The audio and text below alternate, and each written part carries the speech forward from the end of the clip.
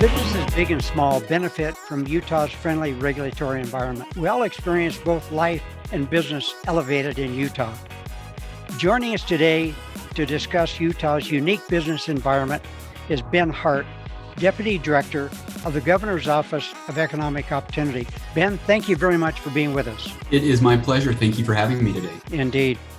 Ben, let's start off with a definition or purpose and function of the Governor's Office of Economic Activity. Can you give us an overview?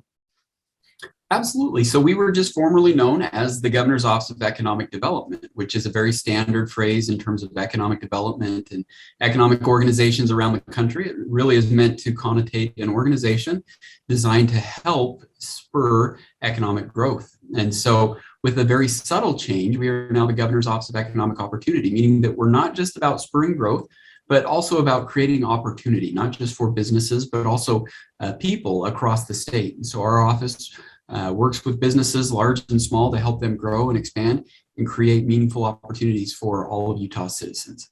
So based on your answer, I gather that this is not a new department or division that Governor Cox created, that it was here before the current governor.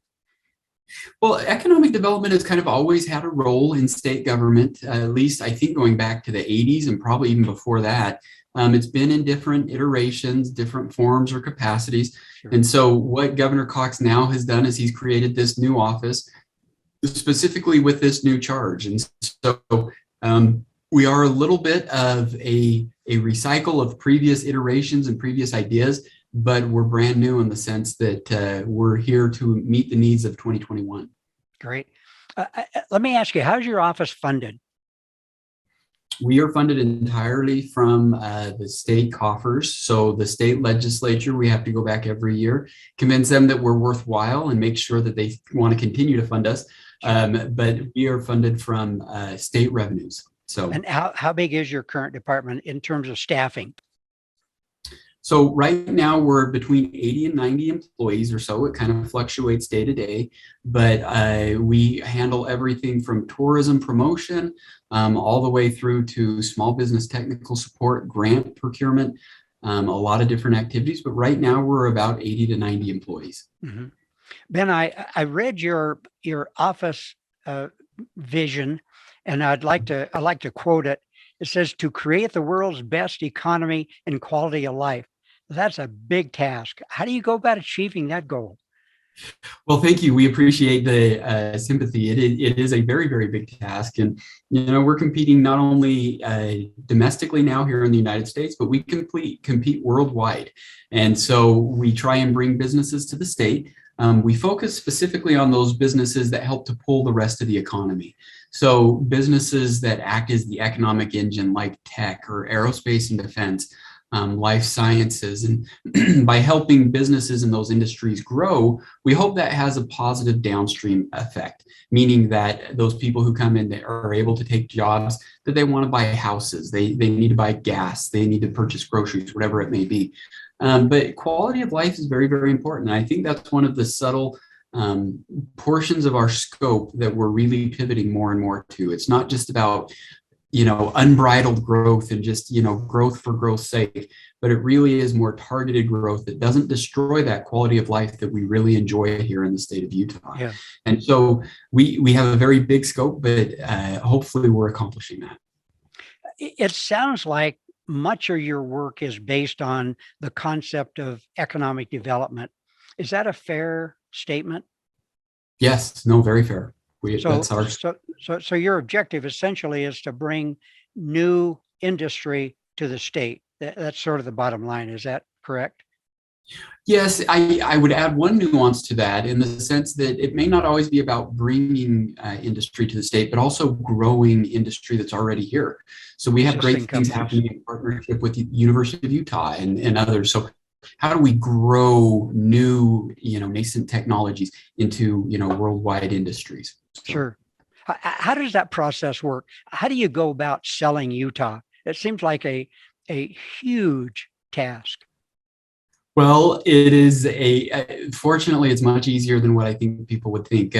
We always joke that California is our best sales people here in the state of Utah because, Good point. it's not a great, yeah, not a great place to do business. Housing costs, other prices are just exorbitant. And so I think, when we talk about quality of life, we talk about the unemployment rate, we talk about, low regulatory environment, but you're still able to get to the mountains in 20 minutes and be on your favorite trail skiing in a half hour, whatever it may be. And so fortunately, in a lot of ways, the state sells itself. Sure. Well, the comment life elevated in Utah is certainly a valid one. Do you work with startup businesses? Yes, we do a lot of work with startup businesses, whether it's providing technical assistance, meaning how do we connect them in with marketing or a business plan, or even venture capital sometimes, all the way through to how do we help them get grants and federal procurement and contract opportunities. And so we spend a lot of our time focusing on small businesses. More and more, that's even international. How do we help small businesses do international business and discover new markets? But a lot of our efforts and programs are designed to really help small businesses succeed. Mm-hmm. You mentioned a key term, and that is capital, venture capital. So if a company requires financing, do you get involved to a certain extent in assisting them in one fashion or another? Well, we don't try and get involved ever in a business to business transaction. That's always between the business itself and any investors that may be interested. And so what we try and do is just create awareness and, awareness in terms of where you want to go, how you would interact, and so we do a lot of this through like the small business development centers that have various offices all over the state. And so we try and stay out of individual business transactions and negotiations, but it's just more awareness of how do you seek the right investors. Mm-hmm. How do you know that a company is thinking about relocating? I mean, there are literally hundreds and thousands of millions of businesses around the country. And so how do you kind of laser your focus to find those companies that are thinking about relocating? Well, we have to really look at this in a twofold approach. One, are they looking to relocate? And two, is it a company that we really want to spend tax dollars? We're very, very cognizant that a lot of time, not only our efforts and what pays for our office, but also if we provide them with an incentive, that those are taxpayer dollars. And so those are things that we take very, very seriously. And so it has to meet the twofold criteria. One, do they want to relocate? And we will go all over the world looking for the right businesses that are looking at the state, and certainly here in our own backyard in the state as well.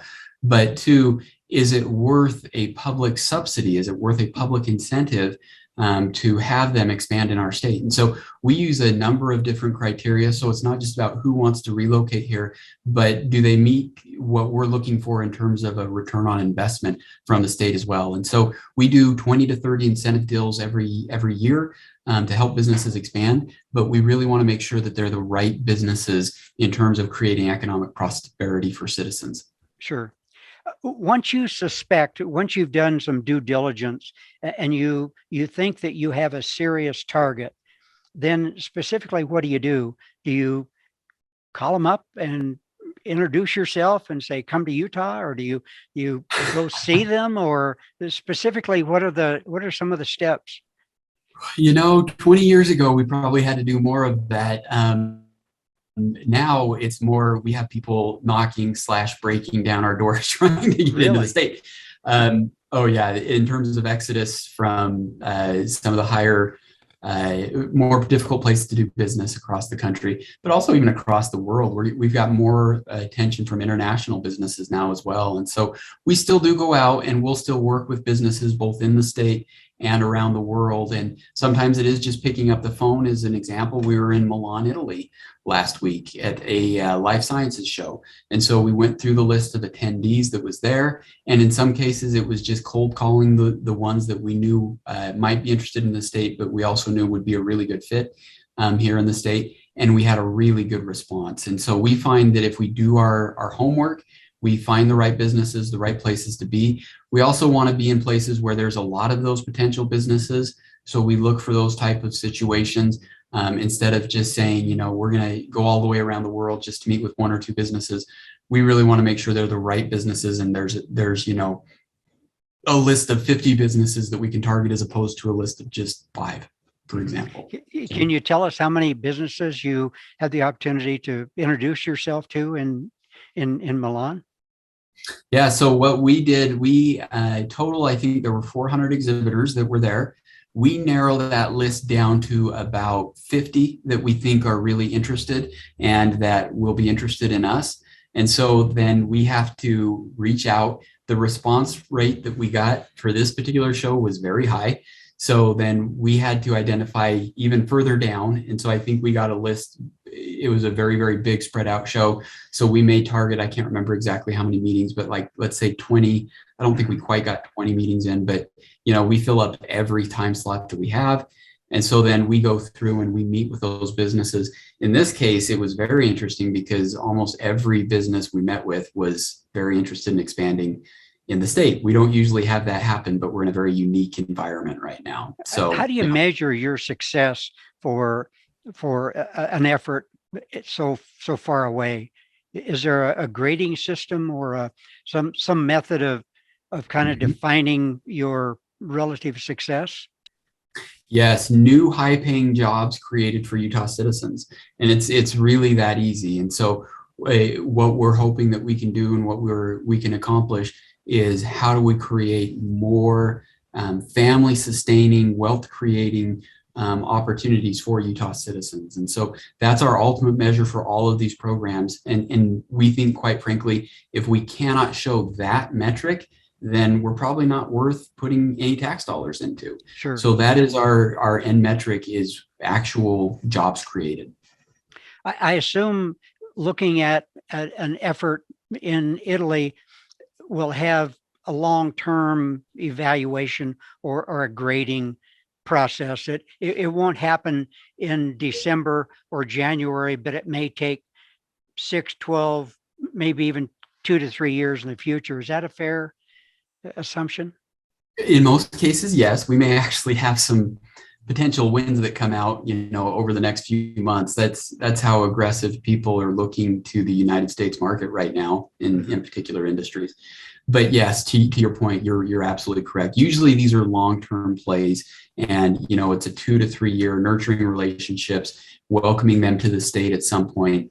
But in this case, we see just so much interest in the state of Utah and the United States market that we may even have some more short-term wins as well. Well, that's good. I wish you well on that specific endeavor. When a company is searching for a new home, thinking about relocating or expanding, is there 1 or 2 things specifically that they ask you about that is sort of a standard question from about all your potential new homes? We get 2 questions, and we get them all the time. But the 2 standard questions are, can I find a worker? Can we find workforce in the state of Utah? And what's the regulatory environment like? So those are the 2 key questions we answer. And workforce is the number 1 question far and away. There isn't anything else even close. Mm-hmm. And so can I find a qualified workforce in the state of Utah? And is it a good business environment? So, sure. Generally, when a company comes here, are they looking to buy real estate in literally invest in Utah, or are they more tenants? We see right now, I think there's always an interest in buying. And so typically we see more on the buy side, but we still see some that want to lease as well. And so it's probably a mix, just depending on the business. Sure. Yeah. Would you say that there's adequate investment capital in Utah to support the level of growth that we're currently experiencing? Yeah, that's the question. But yes, I do think we've got adequate capital through a variety of different sources, whether it's institutional or venture or angel. I think there are some industries we'd still like to see more capital venture in, like life sciences. By and large, though, getting investment or getting funding hasn't seemed to have been too much of a problem over the last couple of years. That's good. You've mentioned several different industries, but you mentioned life sciences a couple of times. Is that sort of if there is a leading industry right now, is that where you're is experiencing the majority of your interest? Yeah, and our philosophy is let's create world-class industries that help us to create a global economy here in the state of Utah, global leading economy. And we've done a great job with aerospace and defense. We've got Northrop Grumman coming. Tech has been high growth over the last decade, 15 years. And so life sciences is the national and global darling right now. It is the industry that everyone is chasing after. And so it is the one that is front of mind for us in terms of creating a very sophisticated industry here in the state of Utah. And there's more movement in this industry than any other by far. And so this is definitely the industry that's probably of most interest to the state of Utah, but also internationally has the most interest as well. How successful have you been in attracting new businesses to Utah given COVID? You know, interestingly enough, right at the beginning of the pandemic, there was a little bit of a downturn. People wanted to kind of wait and see. But by the time we got to last October, November, the hesitation was gone and people were ready to invest again. And so this year, I think we're probably actually going to have a record year in terms of number of jobs created, number of projects won, the whole 9 yards. And so we are in a very hot economy. We're worried about inflation and too hot of an economy, supply chain, logistics, workforce. We're worried about everything that comes with too hot of an economy as opposed to the latter. So. Sure. You've mentioned a couple of times about financial incentives. Can you give us an idea of what those financial incentives might be? How does that work? Yes, it's a very good question. So all of our incentives are post-performance, so nothing is pre-performance, meaning that we don't hand money out, we don't give a check out up front, but a company has to come in, they have to be awarded, and then they have to sign a contract. They have to create jobs and then pay taxes. So it's new state tax revenues. And then they can get a portion of those taxes back. So they have to actually come in, perform, create, and pay new taxes, and then they can get a portion of that back. So there is no money handed out up front. It's all post-performance. The company has to perform before they can get any incentive back. That sounds like a very good strategy. Is Utah growing too fast?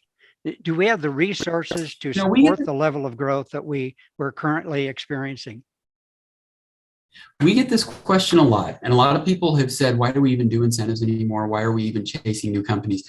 The question is, how do we want to grow? It's not whether we are going to grow or not. Utah has actually been the fastest growing state in the country over the last 10 years. We know that. But over the last 30 years, it's also been one of, if not the fastest growing states.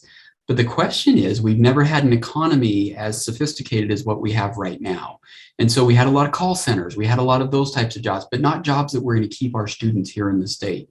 So we're going to grow. There's no question about that. The question is, how do we want to grow? And do we want to grow in a way here that allows our kids and our grandkids to create wealth and have career opportunities here in the state of Utah? That's what we're focused on. And I think when we differentiate that and we say it's not just about growing and creating more growth, it's are we creating the right kind of growth? But we are growing fast. There's no question about that. Are we doing a good job in terms of meeting the criteria that you were just referring to? Yes, I think we are. I think we're seeing the economy that is fundamentally changing away from where we were 20 years ago, and we're still seeing a higher level of sophistication. We're seeing companies expanding in the state that never would have considered the state 20 years ago. And so that means, we're going to have generational opportunities for our kids and grandkids. Yes, the question is, can we get our kids and students ready for those jobs in a more effective way? And so I think we're kind of challenging, our workforce and education system to really align with what our economy is doing, because we're creating a lot of wealth. We don't want to create wealth we love Californians, they're great, but the more we can get our kids and our grandkids ready for these opportunities, the better off our economy is going to be. Certainly. Let me ask you this. Does the Utah legislature have a growth plan? And if so, is that your plan or is your plan their plan? Well, it's a very good question. So the legislature realized that there was significant disconnect. And so they created a new entity called the Unified Economic Opportunity Commission, where we're all unified together. And so we actually just adopted a 10-year strategic growth plan.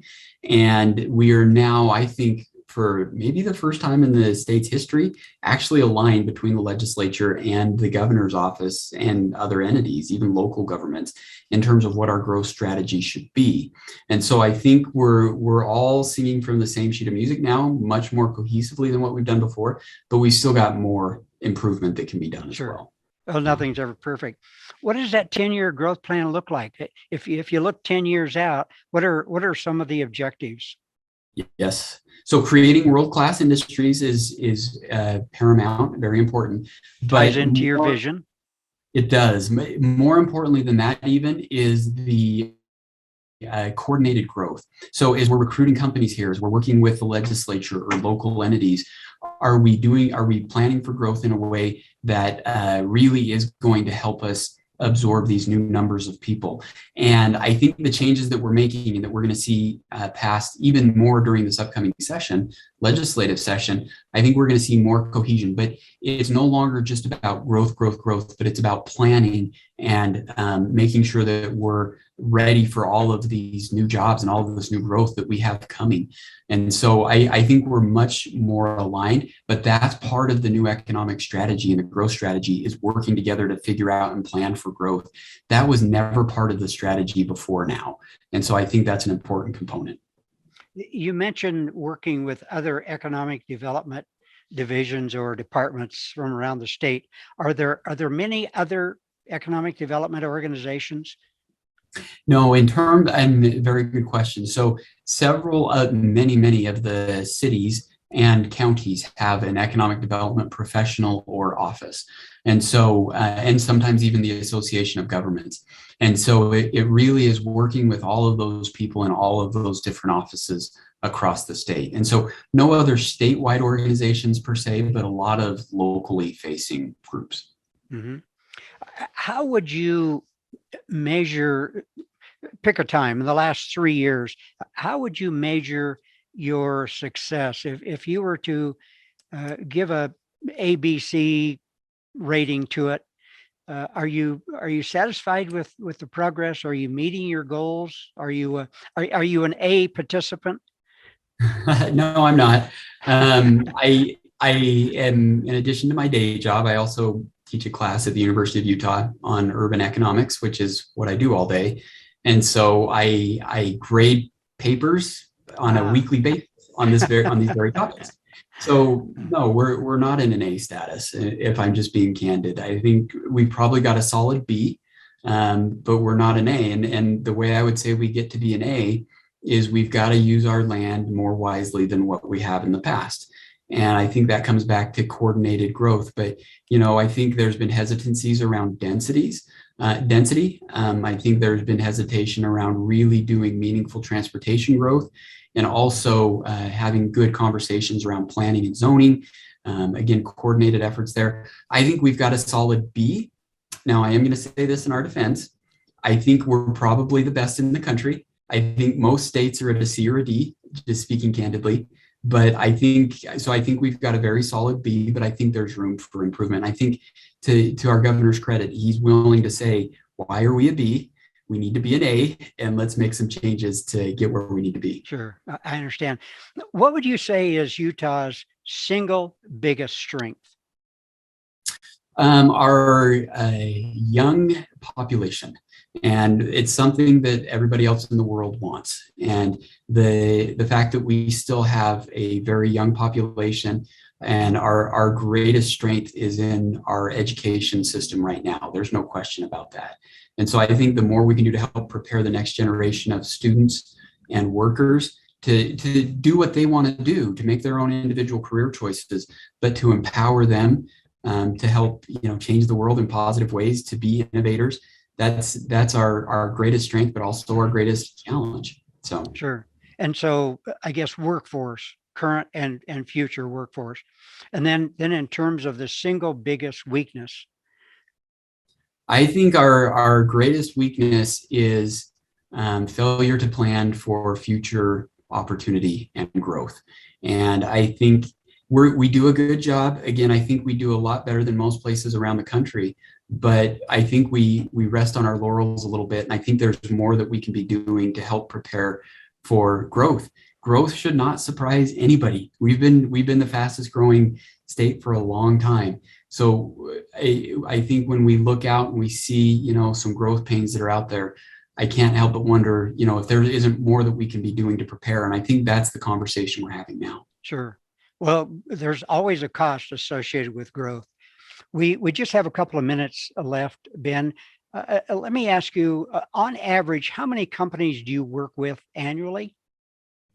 Well, the number that we're providing incentives to for our kind of our flagship incentives, it's about 20 to 25, maybe upwards of 30 some years.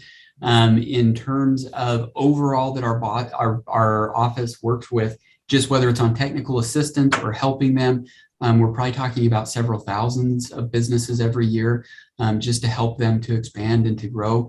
But in terms of actually using our programs, using our incentive programs, it's very limited. But using our overall programs, it's easily several thousand. So I don't mean to put you on the spot here, but if let's say you work with 100 companies, or just hypothetically, what percent would you expect out of that 100 to actually relocate and establish their business expansion in Utah? Can you give us just kind of a ballpark?